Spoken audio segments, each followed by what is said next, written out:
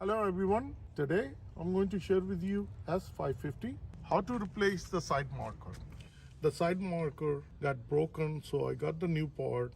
This is the original OEM part, the blinker lamp. So this is the side marker. I'll list the part number under my description in case if you need one. So let's get started. In order to replace it, you need to remove the fender wall. The wheel well was broken, easier for me to replace it. This is where it gets mounted, broken pieces, so I took it out. This socket goes on the back like this, will slide in like this, and then it locks in like this, and it stays in like this. So I'm going to put it back like this. We're going to make sure that this one slides in. It's a little tricky. Okay. Once it slides in, put your hand up front and then press it, and it locks in. And now I can put the bulb back. That's it. I'm going to turn the light on.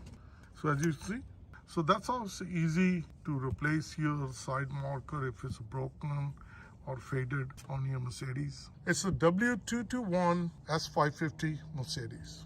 If you found this video to be helpful, like always, like, share, and subscribe to my channel. Thank you and have a good day. Bye-bye.